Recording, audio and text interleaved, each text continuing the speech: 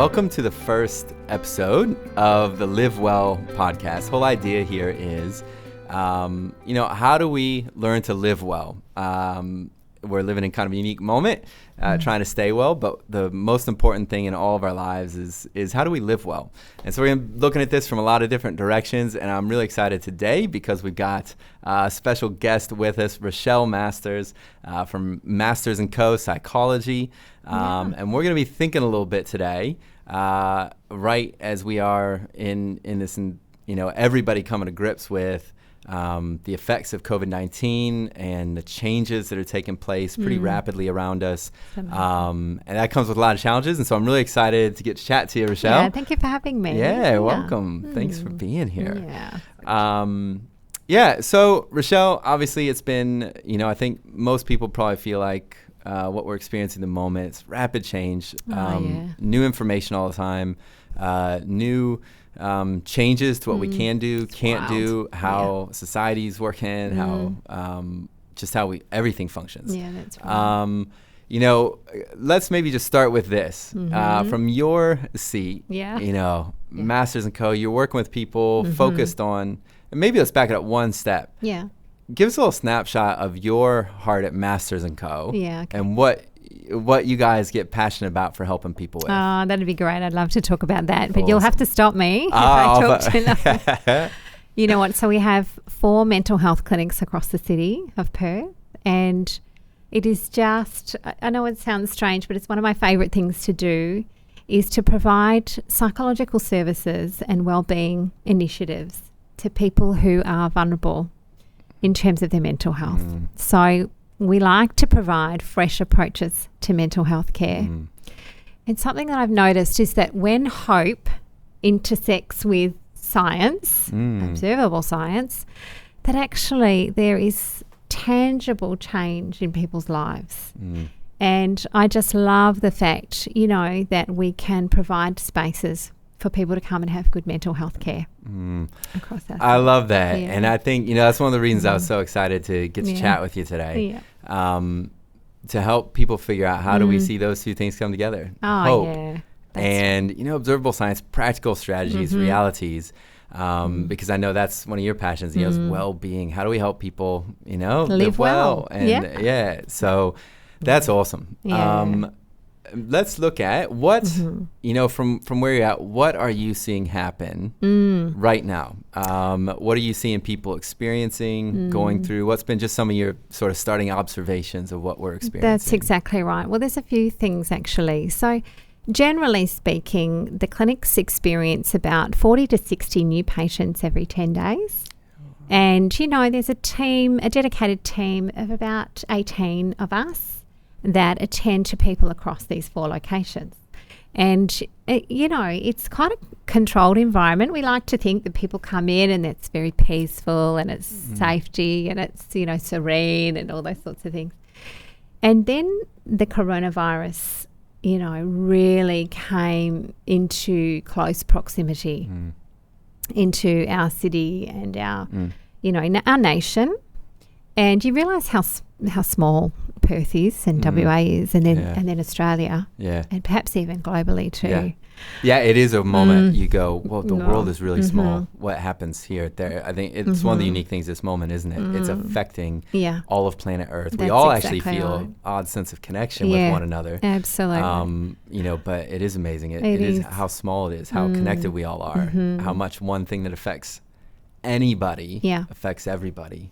Yeah, that's right. And so what happens then is that generally speaking, though, people come in for a wide variety of reasons. And they come into an environment, they may have activated a mental health treatment plan with their GPs, because we're all entitled to 10 sessions in a calendar year, as appraised by the GPs. And generally, there's a few other bits and pieces that you can have as well. But people come for a variety of reasons. And yet, to answer your question about what's changed now, that is, at the moment, it's like, the effects on people of this particular situation, this pandemic, is really exacerbating a couple of things. There's actually 3 things that I'm noticing. So what we call an acute stress response.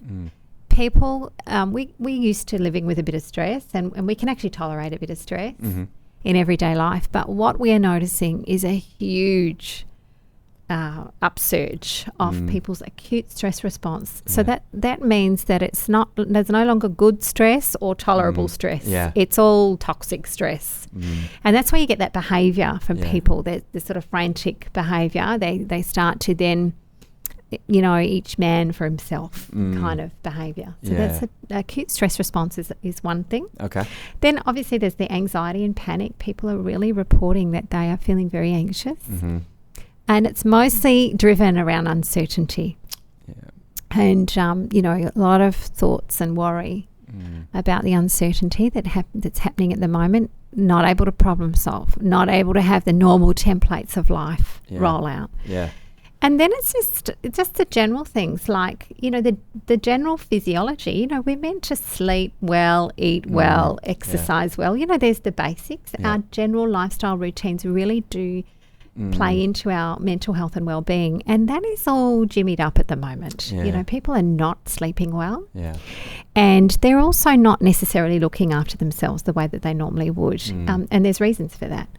So along with the fears about social isolation, we're not designed to be alone, and yet there's a bit of a threat to that, isn't there? Yeah, that's right. Yeah, they would be the three things that I'm really noticing. The sleep dysregulation, the stress response, the anxiety and panic is really enormous. I mean, that's a great way to be able to start to frame some of this. Because I think let's start there with this idea of an acute stress response. Okay. I think that's kind of helpful, I think, to sort of... and I like how you distinguish that from even sort of the panic, anxiety. So as we think about an acute stress response, do people, is that something, do you think the average person sort of will even realize about themselves? Is that something that just kind of... So. Yeah, I don't think so. So it is more just someone might be having that, not realizing it, but it's exhibiting, I guess, almost an influence on their actions. Yeah, absolutely. I guess the way that I would explain that, when I wake up in the morning, I get a hit of adrenaline and my feet hit the floor. Yeah. And I get that surge of adrenaline, that my brain... Now, you're telling me this is without coffee, or are you describing coffee? The coffee helps. But, you wake up, there's some energy. Up and down my nervous system. So from the base of our brain, the brainstem, all the way down through the spine is our nervous system. Yeah. And it takes a hit of adrenaline. Yeah. And it's good stress. Yeah. It's meant to motivate me to action. Yeah. And it now, helps is there me something reach my wrong goals. with me if in the morning I'm not like my feet? I would struggle to wake up. Maybe I'll do a second. Maybe we should talk about that later. How I can wake up. We'll do sleep later anyway. Actually, maybe we should. Yeah, no, but we're meant to have that. Normally we're meant to have that. That starts. Good stress, and it motivates to action. I've got things to go today. I got to get to work. I've got to get to what I'm doing, and that should get us. Oh, it's so true. And our day's meant to have perhaps tolerable stresses as well. There's some things that we put pressure on. Yeah. And yet when our nervous systems are not designed to have that all the time. Okay. So we can tolerate a bit. Yeah.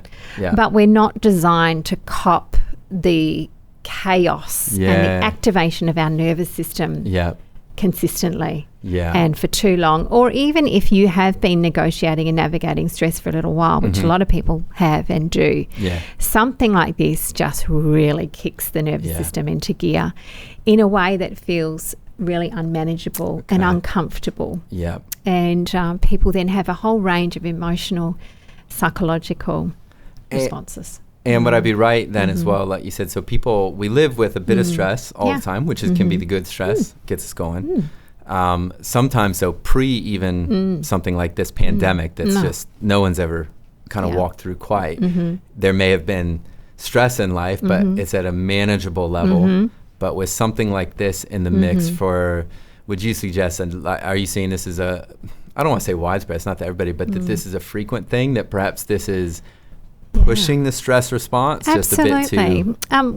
Just a little bit about what I do as a psychologist. We have this big thick book like this, and it has all of the diagnostic criteria in it of all the things that can happen to the brain and nervous system.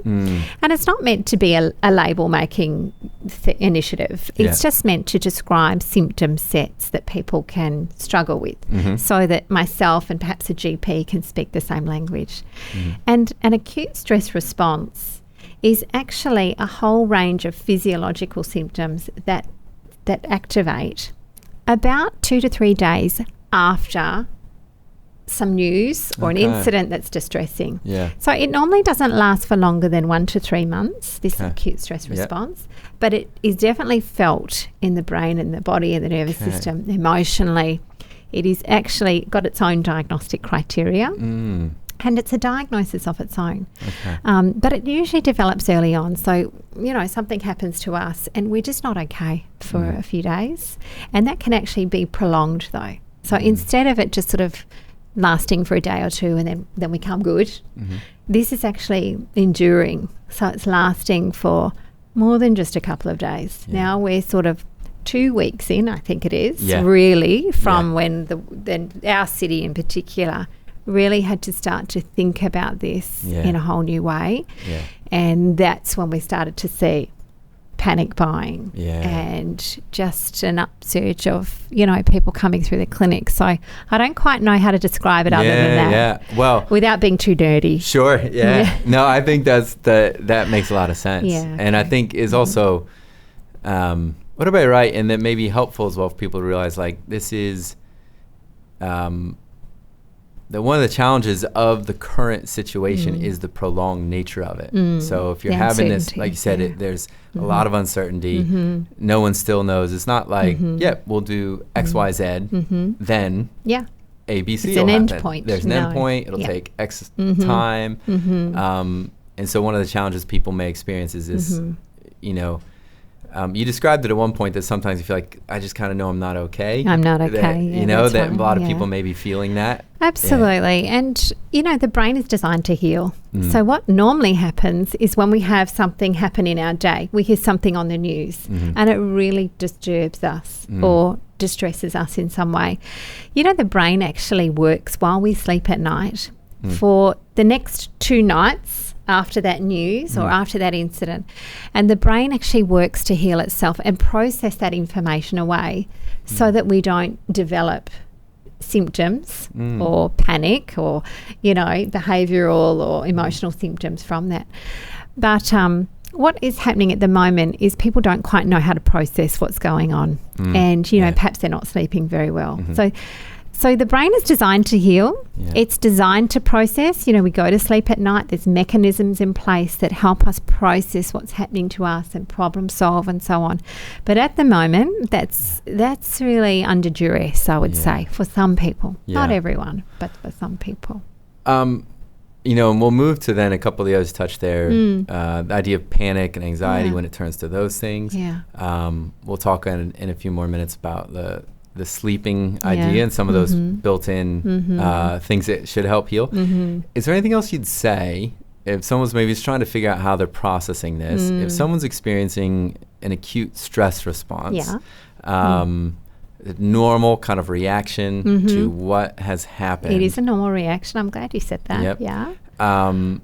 Is there anything you'd say, here are a couple of steps to just think about if you're in that zone, perhaps?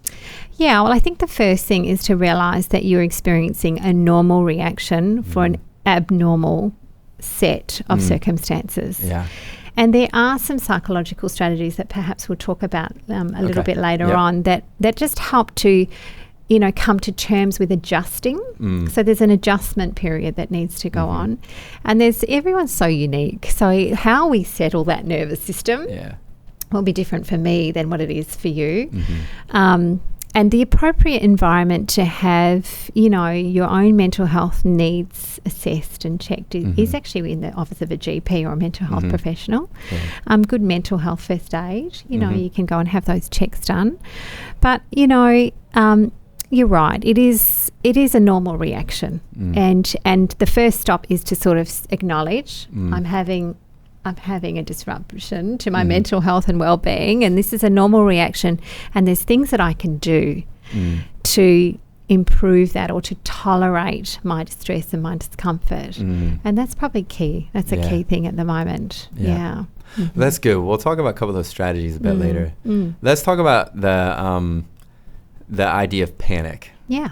I think, why not? Panic's kind of a big deal right now. Bit hot, and I say that just truly, this is the world we're living in at the moment. There's a lot of conversation, particularly for a couple weeks, around, panic buying and some panic behaviors. Did you see, the Prime Minister the other week was just talking about, it was almost like a parent kind of talking to the nation going, I'm very disappointed in you, because there were certain, it's disbelief, like we've ended up with, bare shelves, and I think in a lot of people, and there's probably, all these things triggered for different people, and buying all these things, that's become panic buying. We probably didn't used to have that in our vocabulary, whereas we've talked a lot about that now. It's just really there definitely has been that expression, and you'll have good evidence, if you will, why actually there isn't a shortage of toilet paper or food supply chains, yet reactions and behaviors have tended, into a panic mentality. Let's just talk about, what are you seeing in terms of, just panic? How is this affecting us as a, Yeah, look, I think it's an area that we don't really understand very well about our humanity. And the best way I describe it is to say that all of us have an inbuilt alarm system. There's a cluster of cells in the brain that are designed to activate when we come under threat. And that alarm system is meant to activate, and it will activate very strongly. It's a human survival mechanism. You're meant to have it. If you didn't have that, you would actually get hurt. And so, it's normal that we all have this sort of alarm system that's designed to activate when we come under threat. And we're meant to panic. If the wild animal comes in here, or there's smoke in this building, I'm fight, flight, or freeze. So do you remember learning about that in biology? Oh, yeah. Oh, yeah. Fight. Okay. I don't remember learning freeze. I always remember fight or fight or yeah, flight. That's but right. freeze, that makes sense as well. Like that's exactly right. It's a good addition. Yeah. Mine next time I see a bear too. I could freeze. And you know what? The fight, flight, or freeze response is different for everybody. So when my alarm system activates, there's a number of reasons that my panic response or my alarm response will activate differently to yours. And we all have our own vulnerabilities. Yes, it's meant to go off, but there are times when that panic response goes off when there's no need to be afraid, or when the response is slightly out of context to what is actually going on. Yeah, wow. Yeah. And so with that false alarm, you might call it, there are a whole range of thoughts, of physiological, so body reactions, that really mobilize us. And again, it will be different. So some people, they don't go and panic buy, but they sit at home and they worry and they problem solve, and then they worry about worry, and then they ruminate, and it's like they're stuck on this loop that they can't get out of their head. That's one response. That other people don't have that at all. They have the panic. Yep. That is, their whole body feels an impulse to do one thing or another. And we're calling it panic buying. So there's action I have to take now. What can I not live without? I'm under threat, and toilet paper it is. Or, it was quite amazing when you think about it like that. Okay, here's how the mind works. And we're getting like a first hand experience. And probably lots of us, it's in some sense, that's a bit of a gift to go, oh, wait, how do I respond? Yeah. Because, I guess I'd think about like that creates almost an opportunity for conversation with yourself. Yeah, that's right. To start to be able to go, how do I observe myself? What's happening inside me? And it's not you're a bad person if you do that, or you're not. These are we're all going to have different responses. Humanity. We're humans. Like you said, people may go this way, that way. Yeah. But for all of us, it's probably. Would you say, kind of a helpful time to go, hey, I'm going to get to know myself in a better way? Would that be a good byproduct we could take? To stop and to take a step back and observe what what's happening for us is really key. And you know what, for some people, you know, they're not aware of their breath or their thoughts or their physiology, or, you know, it could go on and on and on. And so to actually just take a step back and to understand a bit about our humanity is really important. Yeah, it is. Would there be any strategies you'd say this is specific to panic in that moment, if you're wondering, or will we just look at strategies as a whole, do you reckon? Yeah, you know what? I'm a bit hesitant to sort of prescribe over podcasts. Sure. Absolutely. Yeah. One of the things that we always talk about in psychology or as a medical professional, and particularly in a time where there's vulnerability, is that, you know, in the interest of public safety, it is important that you have your own unique needs assessed and met. And then, because there's a different strategy depending on your vulnerabilities. So what I sort of might say to you in your panic and your panic buying might actually be different to someone else's, given your own physiological responses. There are some things, some general things that I'm gonna talk about later from a theory or from a type of therapy we call acceptance and commitment therapy. So it's I don't mean to be all psycho babbly. I think that's good. No, but that's helpful. I want to bring some of those things in, and, you know, just to be helpful as general principles. But if you're actually experiencing the strong effects of panic, for example, or any other anxious expression, activation of your nervous system that's causing you significant interference in your functioning, then the appropriate thing to do would be to go to your GP, have that conversation, or a mental health professional, and really assess, you know, have your own humanity assessed. That's what I would say to that. That's great. Yeah, is that's that okay? Great. Absolutely, let's have another chat about, I think one of the helpful things with all this is just going, hey, you know, if people are wrestling with all these things, just like, hey, this is... you know, everyone's going to be having responses and ranges of responses. And so I think just being able to help as you normalize that. Normalize it. That's, you know, not put judgment on it, because that's probably the other side. I feel like we're also wrestling with a bit as a people, and in the ways we're communicating, is just also figuring out how to not also judge these responses to some degree, and to try and maybe even for ourselves to know, don't. It's all starting points. That's exactly right. You know, really to sort of come back to our values of gratitude or kindness or compassion or positive sense of humanity. It can be hard when your nervous system is under duress, or you're not sleeping well, or there's some, you know, a job loss or something like that. You know, any kind of loss experience at the moment is a whole nother conversation again, isn't it? Yeah. And all these things are going to have various layers as we experience, you know, because as we've said, it's not like here's exactly what will happen and then there's an endpoint. We know there's a lot of uncertainty still up ahead. And so let's talk about that idea in terms of uncertainty.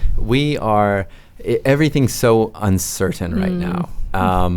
And, you know, there's just, you know, and because this is unique of what anyone's really ever experienced, because there's never been a global moment like this before. The interconnection of everything, the presence of social media and media's pervasiveness right now. So we've never had a moment like this, and it's incredibly uncertain. How are you seeing the uncertainty factor impacting people's lives? Yeah, that's it. Well, you know, this is actually a bit tricky to answer, and I'll explain why.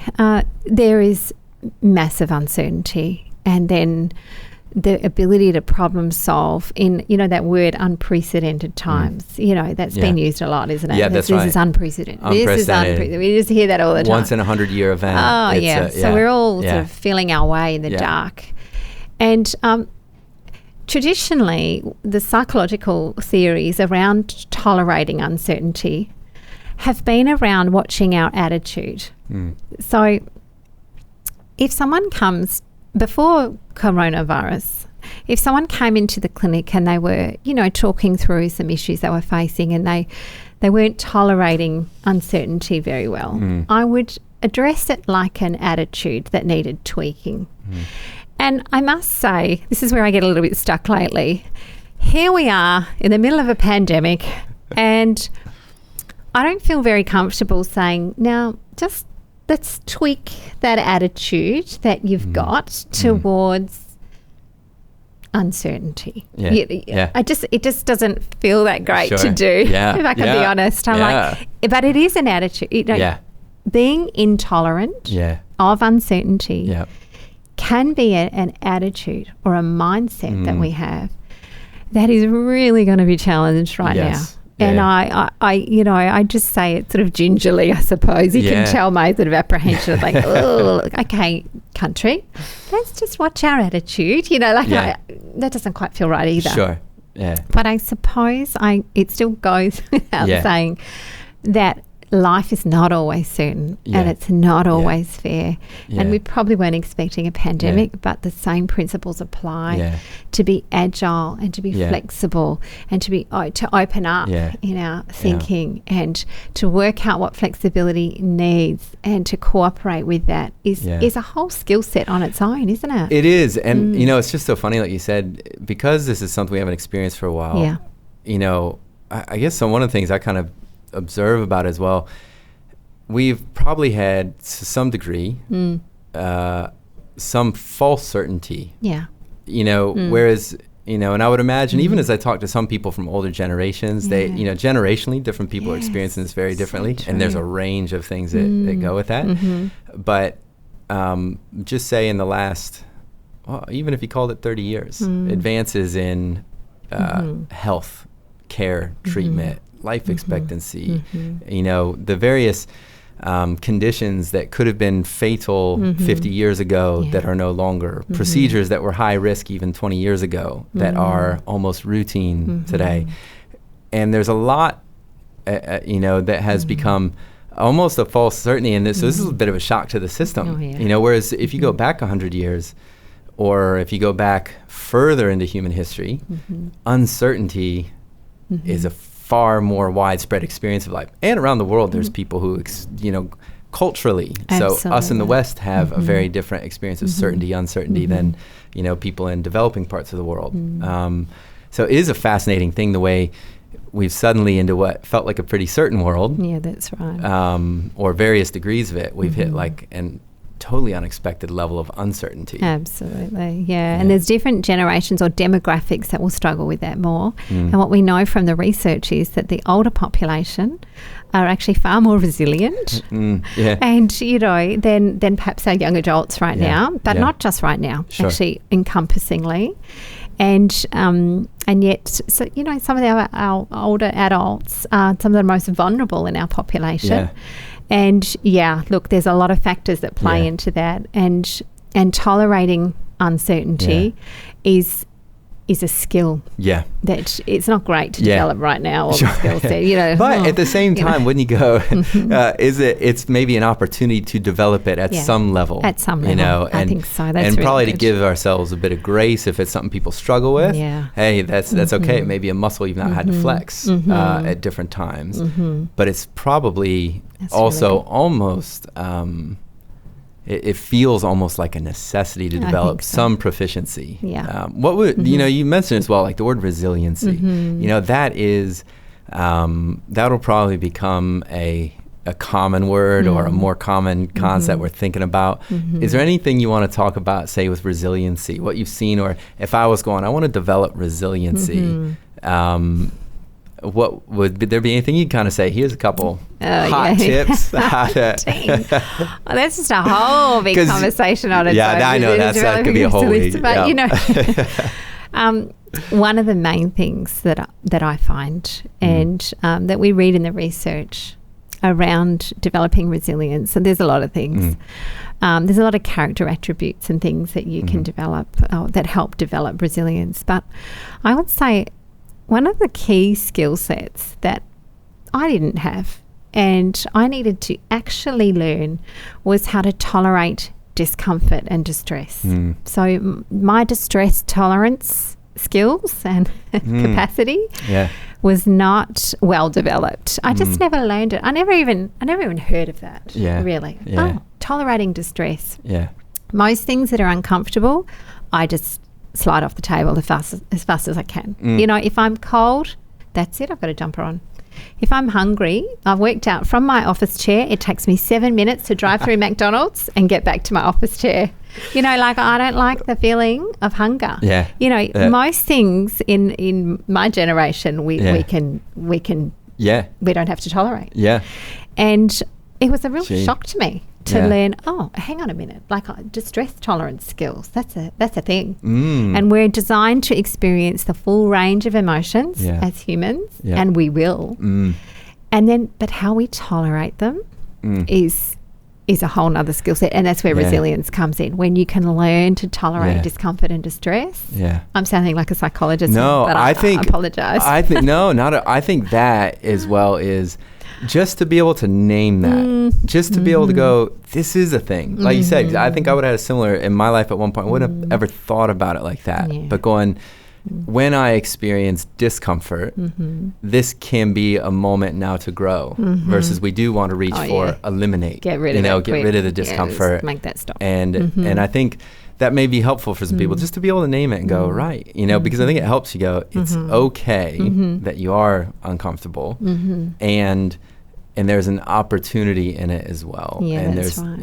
and there can be growth that can take place. Having that growth mindset even to go, right, that there's growth that can happen. This isn't, I wasn't born with resiliency or not. I wasn't, you know, this is it can be developed. Something that can be developed. I think that's really empowering. Yeah. Growth mindset's good too. Yeah, absolutely. You know, one of the other things, if I could go back on that you had mentioned in there that was in times of uncertainty, you threw out a couple words. I think I heard you say, you know, how do we move with agility?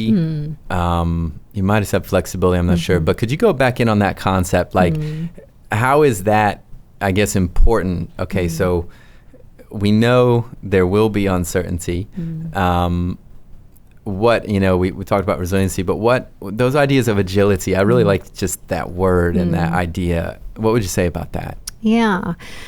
You know, if you scroll social media for any length of time at the moment, and if you follow entrepreneurs, that's all their language at the moment is pivot, pivot here, pivot there. You know, that's the entrepreneurs are really sort of, that's their language at the moment. And it's really interesting that they're referencing flexibility and agility and responsiveness to what's happening. And again, that's another skill. Agility is not just about making your business run better or being resourceful, although that is important. We need emotional agility. You know, we often need relational agility. We need, you know, practical resource. We need to be resourceful. And agility, or being agile and flexible, really comes back to a base of being able to problem solve. And again, I don't think I ever learned how to problem solve. And I don't know whether I'm, you know, I can problem solve your problems, but I don't know whether I'm good at problem solving mine. You know, it's a skill, I think, to learn to do that for ourselves. Yeah. And be able to come up with alternatives, whether that be in our thinking, emotionally, behaviorally, and being resourceful. And look, agility is something that I'm finding at the moment, that I have to be agile as a business owner, but also just relationally and constantly problem solving and trying to be good at that, and trying to, you know, we don't always have all the answers. And you know, we have to focus on what we can control. But that's probably what I mean by that. I love that idea. And I think that is really good, because we are going to see it. I think we will see, like you said, entrepreneurs or people in organizational leadership are going to have to be agile and are feeling that. And people, even in their job places, they may be, it's just going to happen, and they'll readily, possibly even access it well to be agile in those spaces. But to really go, you know, again, I think it's really empowering to go, there's an agility you can start to apply in your relationships, you know, in your, because families, how's this going to look? Everything, and agility won't won't really be an option almost, because I mean, we all like, you going home at the end of the day going, what am I allowed to do tomorrow? Well, and that's going to continue. It's so true. I heard the Prime Minister really appealing to us to use our common sense. And of course, I was like 100% yes, my common sense, you know, but it's not always easy to know what that is in a moment. And it often involves problem solving and trial and error and, and being agile. And I think being able to approach life that way, to just go, I'm going to approach, like you said there, how does this apply in my relationships? How does this apply in my how am I looking at my life in such a way going, okay, what resources do I have? What friendships can I reach? People I can reach out to, connections, where in my street, what things, I just think beginning to look at life through that lens and knowing the responses that I may want to initially reach for, because they're my habits or patterns before, not to be bound by that, to be going, oh, I could actually, I think there's something really empowering going, you could think differently, choose differently. Think again. Agility. That's a great idea right now. Yeah, it is. Now, let's talk about, you mentioned you've got, if you were to say, here is kind of a practical strategy for, I'm just a person, and that we're all kind of in the same boat on this, going, how do I respond, to the current situation we all find ourselves in, a global pandemic affecting life at every level. How do I start to, whatever various responses I'm having, a bit of strategy for how to engage well, to keep our minds well, and our self, our inner being, I guess, well. Absolutely. Well, I want to bring something to you that I found recently, just in the psychological literature. Yeah. So one of the good things about being a psychologist is at any time we need science, we can jump onto this sort of databases and have access to research that will help us know what the evidence base is around a particular issue or theme or whatever it might be. And there is therapy, a type of therapy that's called ACT for short, but it stands for Acceptance and Commitment Therapy. And it was actually founded by Russ Harris, who's a well-known researcher and scientist and psychologist in my industry.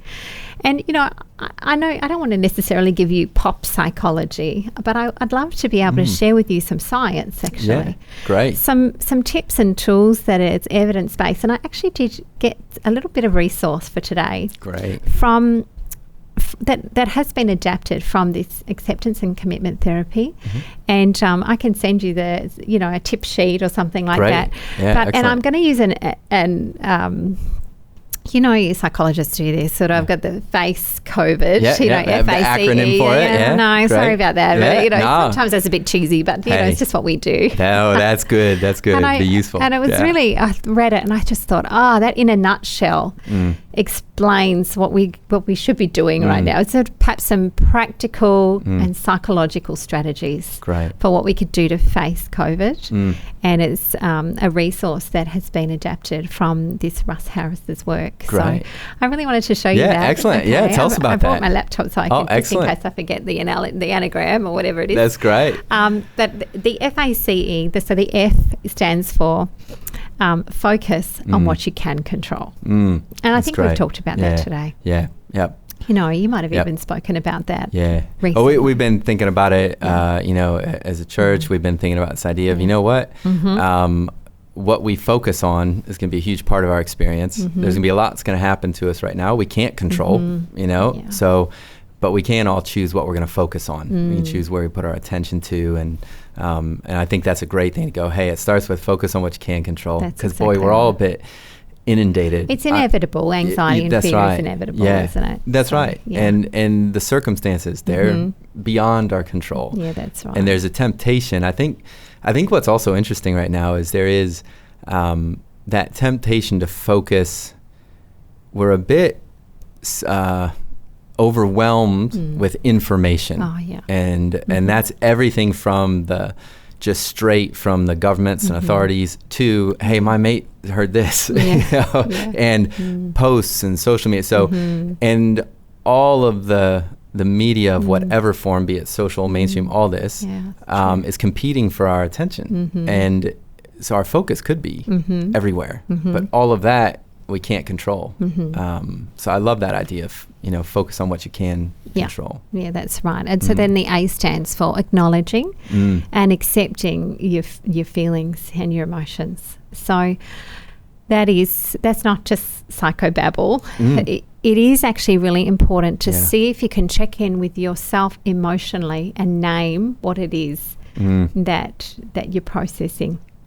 So whether that be, confusion or, things just seem surreal, or I feel scared, and just to name and acknowledge that is really key. Yeah, really key. Just to acknowledge your emotions. I think that's huge. And whether it's stored in your body. For people to realize that, there is, it might sound like, oh, it's just acknowledge, like that's a huge step. And because when you're able to actually acknowledge it for what it is, you're able to then accept, to accept it a bit more, or now begin to process it instead of it just staying this, there's a thing there and I'm not quite sure what it is. Push it away. Yeah, let's just push it away. I think that applies to thoughts as well. So, acknowledging our thoughts and feelings. Yeah. That's great. And that they'll be all wild at the moment. So, and just it's simple. But actually in the acknowledgement, and even just noticing, where you feel that in your body. And that's the C. So connect to your body. Connect to your body.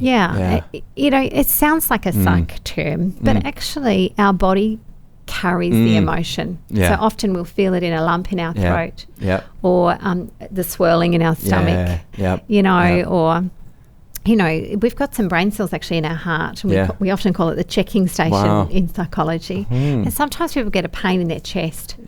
For example, when they're carrying emotion that's hit them pretty hard. And just to actually be able to connect with your body, do some body work, and learn how to switch your nervous system off if you've never learned that before. And to have, develop skills for being able to connect to what's happening to your humanity and be able to process that. That's another one. That's a whole skill on its own too. That is. I mean, and that's something great to look even on strategies for. I've found breathing became a big thing for me in that sometimes when I've actually worked out, okay, I've got to be, in this pre-COVID-19, but just in general going, this is life, to learn to connect. I found it really helpful at a certain point in my life when I went, I've got to be able to be aware of my body and actually, it's trying to tell me, exactly you're feeling some serious stress here, and to find some of those strategies. That's great. So that's a good one. The other one, the E, stands for engage in what you're doing. So actually to fully participate and stay in a present moment is easier said than done. And oftentimes people do struggle to engage fully in just what they're doing. So if you're doing the dishes in the sink, or if you're cooking, dinner tonight, just to be cooking dinner, just to engage, but to participate fully in that, and let yourself just, your thoughts wander off, and bring yourself back to engage and stay present is another term for it, I suppose, in what you're doing in the moment. Again, these are all skills and strategies that you can learn, and yet they become important at times like this. They are. I think, even as you say those, like engaging in what you're doing, it's also helpful to realize, like, we don't live in a culture that fosters those, or, even I think, use of mobile phones, things like that. Like I know, again, I find that to be able to engage in what you're doing, maybe putting some of those things away that can, that kind of, there's a myth of multitasking. There's things that are competing for distraction. There's, so I think that engage in what you're doing. I mean, what a beautiful picture that is. I've noticed, recently we've been having some beautiful sunsets. I know. And it's just been magnificent. And I think that's one of those great gifts, even at the end of a day, to be able to stop with people you care about, or if you're on your own, to be fully present in a moment. And there's still so much. There's so much beauty. So much beauty that we can still engage be grateful with. For. It's so true. We've got a little 5, 4, 3, 2, 1 little practical tip that we often use in psychology, and it works. So you should try it sometimes. Okay. So 5, 4, 3, 2, 1. What that is that, okay, so in a moment you can stop and just say, name 5 things you see. So it's like, okay, well, I can see the lights there, and I can see the microphone, and the zipper on you. Like 5 things I see. 4 things I hear. Wow. So you actually have to stop. I can hear the air conditioning right now. I can hear the guys in the next room. Turn that off. Yeah. Just tell them to be quiet. But 5, 4, and then the 3 things I can touch. So the floor. Yeah. If I'm wearing no shoes or whatever it might be. 2 things I can smell. 1 thing I can taste. So you're actually stopping, and because you're concentrating. Wow. Yeah. What can I hear? What is that noise? Sort of thing. It actually really brings you back. Boy, that's powerful. I'm excited to do that. I'm going to do that tonight. I like that. Yeah. So 5 things I can see. Yeah, you go through your senses. 4 things I can hear. 3 things I can touch. 2 I can smell. 1 I can. Yeah. Taste. That's it. What's the last? That is awesome. I love that. Senses. Yeah. Engage. Just going right through 5 senses. I love that. Yeah, present that's right. in the moment. Yeah, so that's awesome. the FACE phase. Okay. Yeah. And then COVID. I've got some tips for that too. You ready for these? Yeah, let's hit it. So that's COVID is number C is committed action. Okay, so committed action means to take action according to your values. And, you will often bring people back to their value systems and their reference point. Yeah. And to take committed action means to come back to the things that you value and to really check in with those reference points and commit to those things. Yeah, wow. Yeah, that's really powerful. That's great. Yeah. So we do that one. Opening up. Opening up means to make room for difficult feelings. It's almost that distress tolerance I was talking to you about before. And actually facing the difficult feelings, acknowledging, normalizing. Yep. It's sort of like the opening up. Yeah. So if we're feeling a bit of that acute stress or even a little bit of anxiety, just opening up for that. Or this feels like I'm allowing for that. Okay. This is okay. It's like that I'm feeling this way. Yeah. Accepting. Okay, there we go. Okay. And having compassion towards that too. And having compassion towards that. What a beautiful picture that is. To be open to it. Compassion towards ourselves, towards how we're feeling. Yeah, that's great. That's exactly right. And then it must be V. So that's values. Committed action should be guided by our core values. What do you want to stand for in the face of this crisis? Ask yourself those questions and challenge yourself to, to come back to those values. Oh, that's so important. I think that is, we've been just thinking and talking about, like one way or another we will experience it. One way or another we will end up at some point in the future on the other side of this particular event and all its effects. And I think everyone's dream, it's kind of helpful to go, I hope I lived it in such a way that was consistent with my values. Totally. That's really the best you can aim for and is almost within people's grasp. The events won't be, but we can all choose to live consistent with our values, can't we? That's exactly right. And again, I heard one of our politicians sort of appealing to us West Aussies this time it was, just to have camaraderie and to sort of, it was almost like the spirit of the Anzacs, to sort of really band together and, and I thought, that's our sort of patronage to one another. Perhaps. So, that was a good point. Great. Yeah. What is the next one? Identify resources, of course. Identifying resources for help and support and advice. A mental health treatment plan. We have telehealth options now at the clinic. So we can actually, because we're an essential service, we can actually do those Skype or telephone check-ins and consultations. So that's great. There's lots of resources. And, there's the GP is a little bit inundated at the moment, but certainly as allied health, we are to take the burden off the health system at the moment. So we've got a lot of resources and, tools and support that's great. Available if people need it. That's great. So I think that's important to identify resources.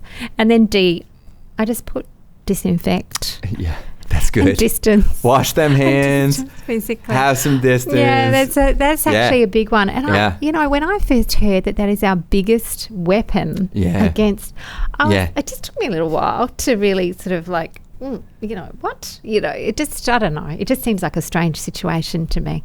Yeah. But I'm doing it. Yeah. And it is part of actually what we need to do to psychologically and practically play our part. Yeah. And so I put that one in. I think that's a great one, you know, and I think it, you know, it's that kind of moment where you can do something, and I find as well, even, you know, I've kind of just gone, you know what, this is really great. I've learned to wash my hands better than I ever could have before. I feel like I'm a pro. I don't know if most of it's like, I thought I was good before. Now I'm like, I'm a pro, and you know, so there's something we can do, and like you said, it's the biggest weapon, and all of us can play a part, and that's a really fascinating thing, how in the whole world, but we can play a part by, you know, just living well that way, by taking good care of ourselves. It is. It really brings us back to our humanity too, though, doesn't it? It's like, okay, well, we're washing hands. And we're distancing. And we're humans, but we're going to connect on this way. So, anyway. That's great. Rochelle, this has been so helpful, and I know it's going to be so helpful to so many people, just thinking about and trying to process and work out what they're feeling, experiencing, what they're going through. And so that's our hope, is to help people live well through this. And we'll put the notes from what you've shared there on the Face COVID. We'll put that up with this and in the show notes, and also let people know, if you want to access some of that support Rochelle was talking about, if you need some additional support as you journey in this, you can contact, what's the best way for them to get in touch with Masters & Co? Masters & Co. Well, there's a phone number, and we'll put that on. We'll put the website, the phone number, all the details. So if you need some help and support, go check in at Masters & Co. We're ready. Well, thank you so much. It's been such a blessing. So helping us live well. Thanks, Rochelle. Thank you.